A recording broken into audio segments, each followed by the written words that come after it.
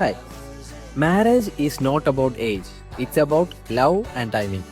Being late with the right person is far better than rushing into a wrong person. ഞാൻ പറഞ്ഞതൊന്നല്ല, ഞാൻ വായിച്ചിട്ടുള്ളൊരു കോട്ടാണ്. ഇതിൽ പറയുന്നത് എന്താണെന്ന് വെച്ച് കഴിഞ്ഞാൽ, ഈ കല്യാണം കഴിക്കാന്നൊക്കെ പറഞ്ഞു കഴിഞ്ഞാൽ അതൊരു ഏജ് ആകുന്ന സമയത്ത് നടക്കണം എന്നുള്ള സംഭവമൊന്നുമല്ല.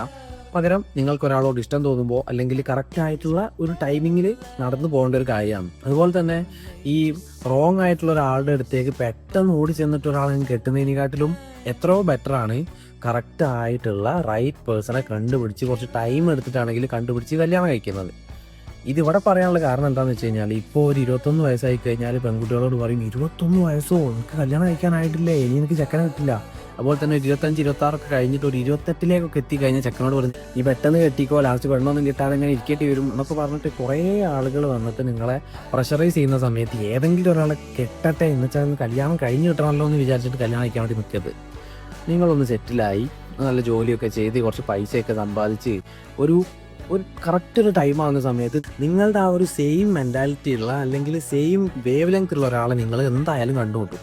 ആ സമയത്ത് അയാളെ കൂടെ കൂട്ടിയാൽ പോരെ.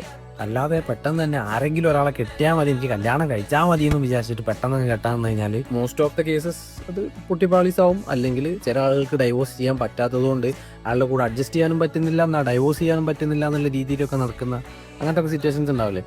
അപ്പം വെയിറ്റ് ചെയ്യും, കറക്റ്റായിട്ടുള്ള ആൾ വരും.